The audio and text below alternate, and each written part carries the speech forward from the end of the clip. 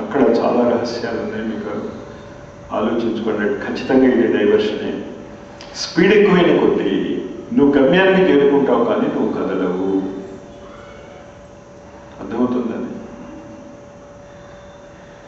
Speed ఎక్కువైన కొద్దీ నువ్వు గమ్యానికి వెళ్తావు, నువ్వు కదలవు. కారులో కూర్చున్నావు, గమ్యానికి వెళ్తున్నావు, కానీ అసలు ఎంత స్పీడ్గా మీరు రోజు వెళ్తున్నారో తెలుసా? సెకండ్కి 18 కిలోమీటర్ల వేగంతో పృథ్వీ తిరుగుతుంది. సెకండ్కి 18 కిలోమీటర్లు అంటే నీ గమనం అంతే ఉంది, కానీ స్పీడ్ ఎక్కువ కదా. సెకండ్కి 18 కిలోమీటర్లు అంటే నువ్వు గమనం లేనట్టే అనిపిస్తుంది. అగ్ని అంటే ఇప్పుడు అర్థమైంది కదా. ఆలోచన. మిమ్మల్ని మీరు ప్రశ్నించుకోండి, మీరు కరెక్ట్ చేసుకోండి మీ జీవితాన్ని. హోటల్కి వెళ్ళినప్పుడు స్నేహితులతో నేను విచిత్రత చూస్తాను. ఏం తింటావు? నువ్వేం తింటావు?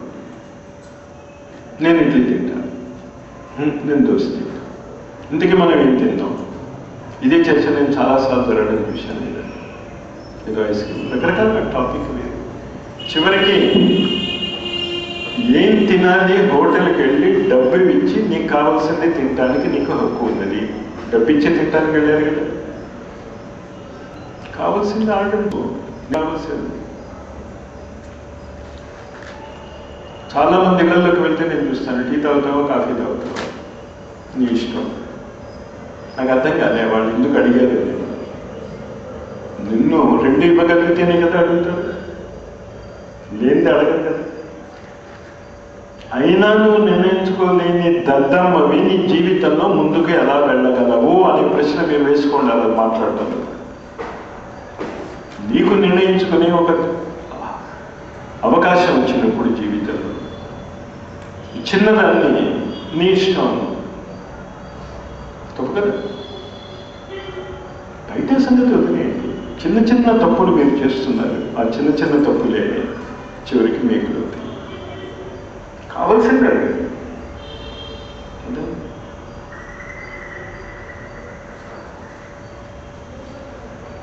ఇంతకుముందు ఏం చెప్పాను? చేయమని మర్చిపోయింది.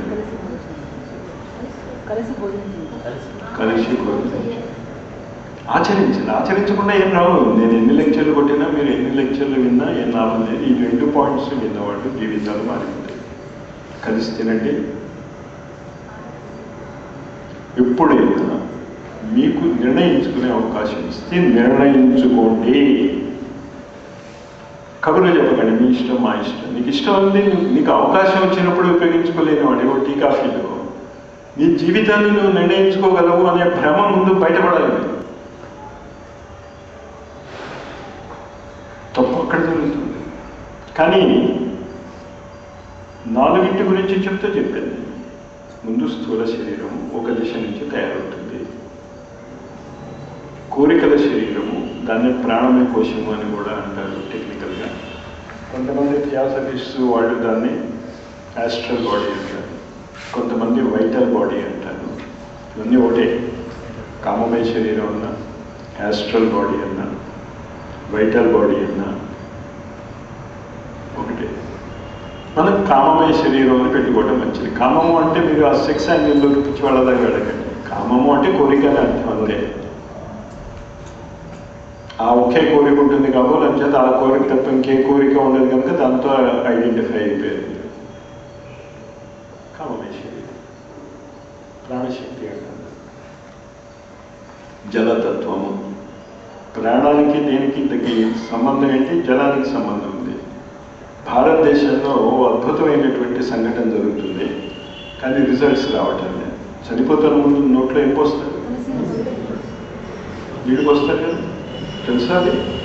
ఇప్పుడు అది మర్చిపోయి కూడా ఉంటారులే, అది చాలా విషయం. కానీ అది మనకి చాలా ఇంపార్టెంట్. ఎందుకంటే ఆ నీళ్లు పోస్తే బతకొచ్చు, కానీ తెలిసి దానికి యాంగిల్లో, ఆ డైరెక్షన్లో అక్కడున్న సమూహము చివరికి ఏమైపోయిందండి? ఎంత గొప్ప సైంటిఫిక్ ఆస్పెక్ట్స్. ఉత్తర దిశలో తల పెట్టకూడదు అని చెప్పినట్టు ప్రాణం మీద ఎప్పుడు ప్రమాదం వచ్చినా కూడా చివరికి నీళ్ళే కదా. నీరసంగా వచ్చేసి ఎండాకాలంలో అదేంటంటారు, సన్ స్ట్రోక్స్ అవి కొట్టినప్పుడు ఏం ఎక్కిస్తారు మీకు? నీళ్ళు ఎక్కిస్తారు, ఉప్పు కలిపిన నీళ్ళు కదా. చేత ప్రాణశక్తికి నీళ్ళకి చాలా దగ్గర సంబంధం ఉంది. ముఖ్యంగా ఉప్పు కలిపి ఉన్నటువంటి నీళ్ళకి ప్రాణశక్తికి చాలా చాలా దగ్గర సంబంధం. అందువల్ల ఎవరిదైనా ఉప్పు తింటే ద్రోహం చేయకూడదు, తెలుసా అది? సరే, ఉప్పు తినే ద్రోహం చేస్తావు వేరే విషయం అనుకో, కానీ నువ్వు ద్రోహం చేసినా ద్రోహం చేయలేవు అన్న సంఘటన మీరు అబ్జర్వ్ చేస్తే తెలుస్తుంది. ఉప్పు తిన్నవాడిని నువ్వు ద్రోహం చేయలేవు. మీరు ఈ క్షణంలో జరిగిన సంఘటన చూస్తారు తప్ప లాంగ్ టర్మ్లో ఏం జరుగుతుందో తెలియదు. అది అంతే, ఉప్పుకి అంత పవర్ ఉంది. అందుకని సాధారణంగా బయట తినద్దు అంటాం. ఎందుకయ్యా మనకి కామాలు అంటే కోరికలు అంటే ఆలోచనలు. ఆలోచనలు అంటే ఆలోచన అందరితో చెప్పటం లేదు, మీ విచారాలు, మీ బాధలు, ఇవన్నీ ఉప్పు ద్వారా లోపలికి వెళ్తాయి. అందుకని ఇంకో చోట తినద్దు అది. అంటే ఇప్పుడు మిమ్మల్ని తిండే మానేమంటలే. ఇప్పుడు మీరు అంత సీరియస్ బాడీస్ లేవు, మీరు ఏది పట్టుకోవటం లేదు, మీరు మహాశూన్యంగా ఉన్నారు. ఏమీ మీలో కలటం లేదు. ఎంతమంది గురువులు ఇన్ని వేల సంవత్సరాలు బట్టి రకరకాల జాతులలో రకరకాల ధర్మాలలో చెప్తూ ఉంటే ఆచరణ ఎలా ఉందంటే ఆ మతాల పేరిట దాని మీద చంపుకుంటుంది. చేత మన బుర్రలోకి శరీరం వెళ్ళడం అంతే, భయపడిపోకండి. ఈ క్షణంలో ఏమో కానీ గుర్తుంచుకోండి, ఉప్పు నీరు చాలా చాలా కషాయ కమిషాలు తీసేస్తాయి. చాలా మీకు చాలామంది తెలియదు, దిష్టి తీయటం అనే ప్రక్రియ చాలామంది చేస్తూ ఉంటారు, తెలుసా? దేంతో చేస్తారు? ఉప్పు లేకపోతే నిప్పు. అక్కడ ప్రాస బలి కుదిరింది, ఉప్పు నిప్పు. కవిని అయిపోతున్నాం. కానీ ఆ ప్రాస కుదరటం వెనకాతలు ఉన్నటువంటి రహస్యాన్ని అర్థం చేసుకోండి. ఉత్తినే వాక్శక్తిలో ప్రాస కుదరవు. వాక్శక్తి గురించి ఇప్పుడు చెప్పుకుంటూ వస్తుందండి. ఈ వాక్శక్తి జలము అంటే ఇప్పుడు అర్థం లేదు, నీరు అంటే ప్రాణశక్తి. దాన్ని మన శరీరంలో స్థూల శరీరం పైన ఒక 6 దూరం వరకు ఇంకొక శరీరం ఉంటుంది, తొడుగులాగా ఉంటుంది. చూడగలిగే వాళ్ళని చూస్తారు, ఆరా అంటారు. కెమెరాతో ఫోటో కూడా తీయవచ్చు. క్రిలియన్ ఫోటోగ్రఫీ అని డెవలప్ చేశారు, దాంతో ఆ ఫోటో తీయవచ్చు. దాంట్లో మీకు ఏ రోగం రాకపోయినా 6 నెలల ముందు అక్కడ కనిపిస్తుంది.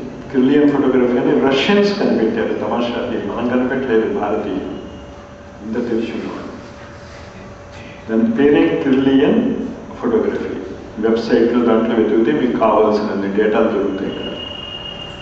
అంచేత స్థూల శరీరం పైన ఒక 6 అంగుళాల దూరం వరకు ప్రాణమయ శరీరం ఉంది. అక్కడి నుంచి వ్యక్తి యొక్క సామర్థ్యాన్ని బట్టి 2 అడుగుల దూరం నుంచి 200 కిలోమీటర్ల వరకు మనస్సు ఉంటుంది. మెంటల్ బాడీ, ఆలోచన. మీరు చాలాసార్లు ఒక విశేషమైనటువంటి ఇది గమనిస్తుంటే, కొందరు స్పీకర్స్ మాట్లాడుతుంటే పబ్లిక్లో ఒకడు మాట్లాడుతుంటే అందరూ ఊగిపోతారు, అవునా కదా? ఒకడు ఎంత గొప్పగా మాట్లాడినా అసలు వాడు వినరు. కారణం ఆలోచన. ఆలోచన అంటే మెంటల్ బాడీ. వాడి ఆలోచనలు అంత దూరం వరకు వ్యాపిస్తుంది. మీరు చాలాసార్లు చూసి ఉంటారు క్లాసెస్లో కూడా. ఒక టీచర్ పాఠం చెప్తూ ఉంటే ఇన్వాల్వ్ అయిపోతారు పిల్లలు. ఒక టీచర్ ఎంత బాగా చెప్పినా ఇన్వాల్వ్ కాదు. అది తప్పు ఎవరిది కాదు, వాడి ఆలోచన క్లాస్ అంతా ఆవరించింది. కృష్ణుడు ఆలోచన ఎంత పెద్ద మెంటల్ బాడీ ఉందో చూడు. ఇప్పటికీ చాలా మందిని ప్రభావితం చేస్తుంది. గీత అందరూ